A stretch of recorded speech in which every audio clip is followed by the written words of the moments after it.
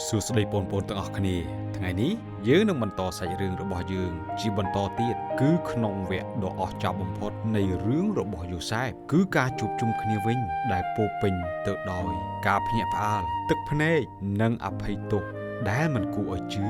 សូមស្រមៃមើលថាតើការបានជួបជុំបងប្អូនរបស់ខ្លួនម្ដងទៀតបន្ទាប់ពីបែកគ្នាអស់ជាច្រើនឆ្នាំមកហើយនោះតើពួកគេស្គាល់គ្នាដែរឬទេតើពួកគេ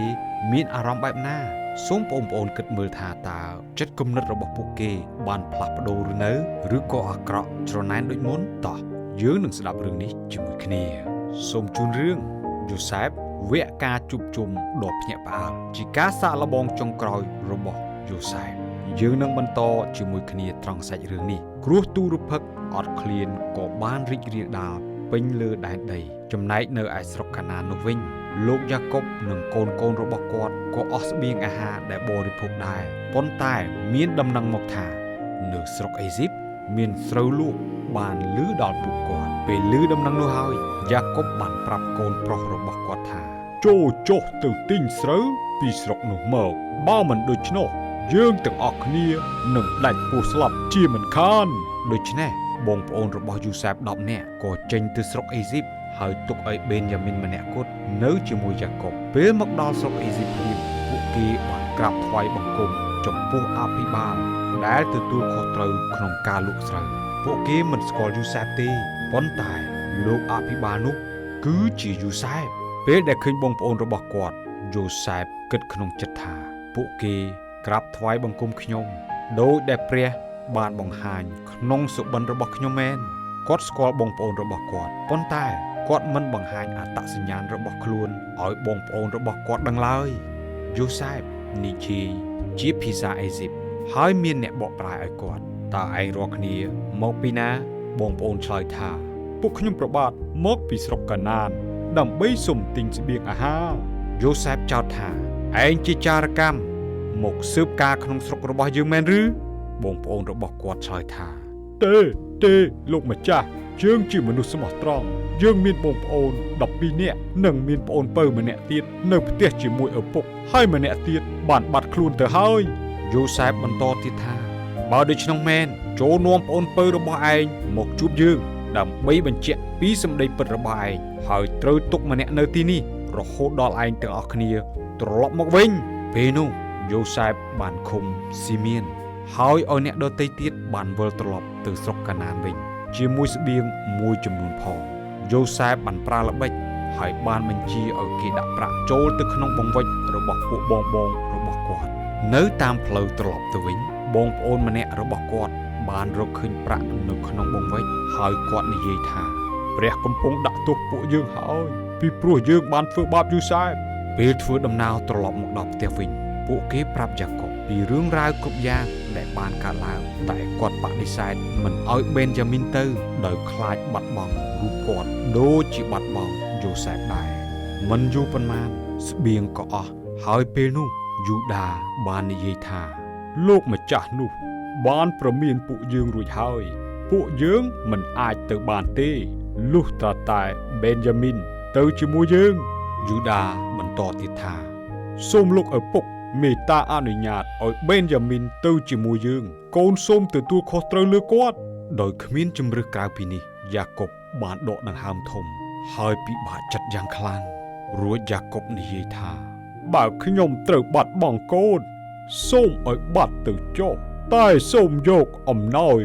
និងប្រាក់ទ្វេដងជាការដោះដូរទៅចុះហើយសូមព្រះប្រទានសេចក្តីមេត្តាដល់វាផងបន្ទាប់មកពួកគេក៏បានត្រឡប់ទៅអេស៊ីបហើយនាំបេនយ៉ាមីនជាប្អូនមកជាមួយតាមការបង្គាប់របស់យូសែបពេលយូសែបឃើញពួកគេភ្លាមគាត់មានចិត្តរំភើបនិងរំជួលពោពេញដោយក្តីស្រឡាញ់គាត់បានបញ្ជាឲ្យអ្នកបម្រើនាំពួកគេមកផ្ទះរបស់គាត់ហើយរៀបចំពិធីជប់លៀងដើម្បីទទួលបងប្អូនរបស់គាត់ពេលទៅដល់ផ្ទះរបស់យូសែបពួកគេមានការភ្ញាក់ផ្អើលពេលត្រូវអង្គុយតាមលំដាប់ពីកូនច្បងដល់អ្នកកើតក្រោយគេតាមថ្ងៃខែឆ្នាំកំណើតរបស់ខ្លួនម្នាក់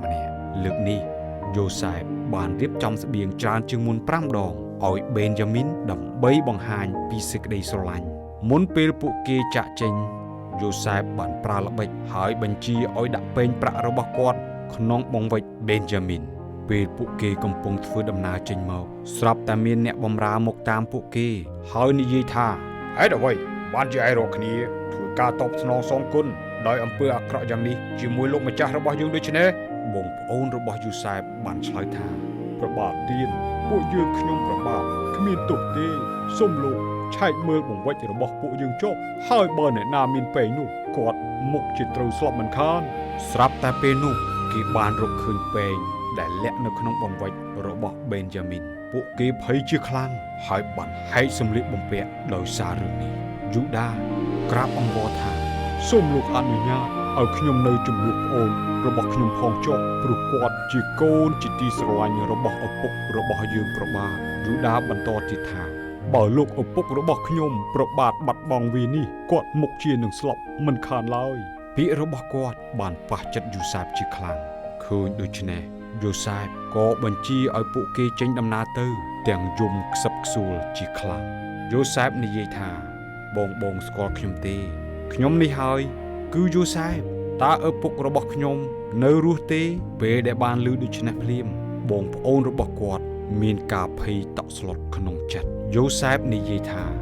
សូមបងកុំមានចិត្តភ័យខ្លាចខ្ញុំអ្វីឡើយព្រះទ្រង់បានចាត់ខ្ញុំមកមុនដើម្បីសង្គ្រោះជីវិតមនុស្សជាច្រើនគឺថាគ្រោះទុរភិក្សនេះ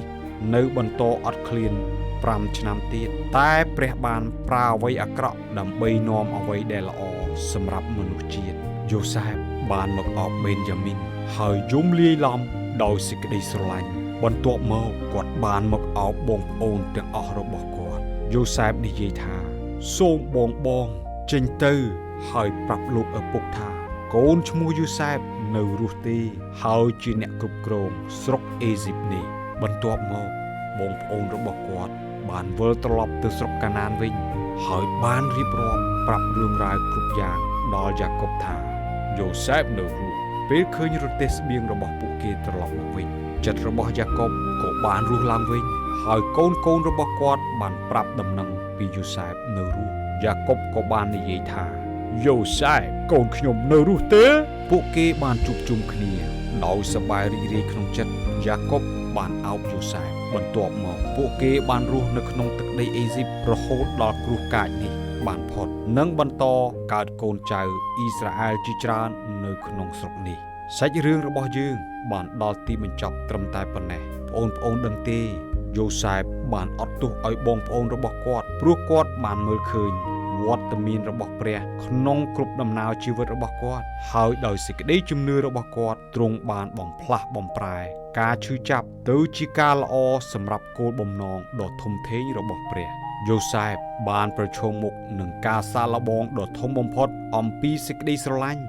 និងការអត់ធ្មត់ហើយអ្វីដែលគាត់បានធ្វើនឹងបង្រៀនយើងអំពីរបៀបដែលព្រះអាចប្រែក្លាយសេចក្តីសោកសៅកំហុសឆ្គងហើយសូម្បីតែការក្បត់ឲ្យទៅជាអ្វីដ៏អស្ចារ្យបាន